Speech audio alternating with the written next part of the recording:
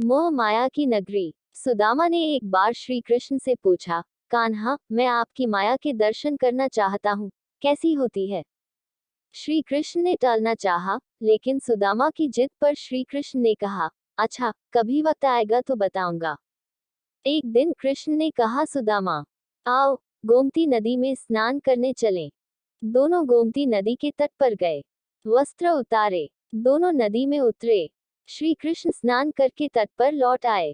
पीतांबर पहनने लगे। सुदामा ने देखा, कृष्ण तो तट पर चले गए हैं। मैं एक डुबकी और लगा लेता हूँ। और जैसे ही सुदामा ने डुबकी लगाई, सुदामा को लगा गोमती नदी में बाढ़ आ गई है और वह बहे जा रहे हैं। सुदामा जैसे तैसे करके घाट के किनारे पर चढ़े, घूमने लगे। घूमते घूमते गांव के पास आए और वहां एक हथिनी ने उनके गले में फूल माला पहना दी। सुदामा हैरान। लोग इकट्ठे हो गए। लोगों ने कहा, हमारे देश के राजा की मृत्यु हो गई है। हमारा नियम है, राजा की मृत्यु के बाद हथिनी जिस भी व्यक्ति के गले में माला पहना दे, वही हमारा राजा होता है। हथिनी ने आपके गले में माला पहनाई है, इसलिए अब आप ही हमारे राजा हैं। सुदामा हैरान हुए, मैं राजा बन गया। एक राजकन्या के साथ उनका विवाह भी हो गया। 2 पुत्र भी पैदा हो गए। एक दिन सुदामा की पत्नी बीमार पड़ गई, आखिर में मर गई। सुदामा दुख से रोने लगे। उसकी पत्नी जो मर गई थी, जिन्हें वह बहुत चाहता था, सुंदर थी, सुशील थी। लोग इकट्ठे हो गए। उन्होंने सुदामा को कहा, आप रोए नहीं, आप हमारे राजा हैं। लेकिन जहाँ रानी गई है, वहीं आपको भी जाना पड़ेगा। यह मायापुरी का नियम है। आपकी पत्नी को चिता में अग्नि दी जाएगी। आपको भी अपनी पत्नी की चिता में प्रवेश करना होगा। आपको भी अपनी पत्नी के साथ जलना होगा। ये सुनकर तो सुदामा की सांस रुक गई, हाथ पांव फूल गए। अब मुझे भी मरना होगा। मेरी पत्नी की मौत हुई है, मेरी तो नहीं। भला मैं क्यों मरूं? ये कैसा नियम है? सुदामा अपनी पत्नी की मृत्यु को भूल गए।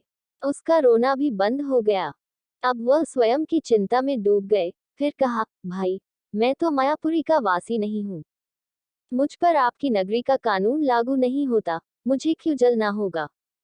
लोग नहीं माने। कहा, अपनी पत्नी के साथ आपको भी चिता में जलना होगा, मरना होगा। ये यहाँ का नियम है। आखिर सुदामा ने कहा, अच्छा भाई, चिता में जलने से पहले मुझे स्नान तो कर लेने दो। पहले तो लोग माने नहीं। फिर उनकी बात मान उन्होंने हथियारबंद लोगों की ड्यूटी लगा दी। सुदामा को स्नान करने दो, देखना कहीं भाग न जाए। रह रह कर सुदामा रो उठते। सुदामा इतना डर गए कि उनके हाथ पैर कांपने लगे। वह नदी में उतरे, डुबकी लगाए और फिर जैसे ही बाहर निकले, उन्होंने देखा, मायानगरी कहीं भी नहीं। किनारे पर तो कृष्ण अभी भी अपना पीतांबर ही पहन रहे थे और वह एक दुनिया घूम आए हैं। मौत के मुंह से बचकर निकल आए हैं। सुदामा नदी से बाहर आए। सुदामा लगातार रोए जा रहे थे। श्री कृष्ण हैरान हुए। सब कुछ जानते थे फिर भी अनजान बनते हुए पूछा, सुदामा, तुम क्यों रो रहे हो? सुदामा ने पूछा, कृष्ण, मैंने जो देखा है, क्या वह सच था या ये जो मैं देख रहा हूँ ये सच है? श्री कृष्ण मुस्कुराए और कहा, जो देखा, भोगा वह सच नहीं था। भ्रम था, स्वप्न था, माया थी मेरी, और जो तुम अब मुझे देख रहे हो यही सच है।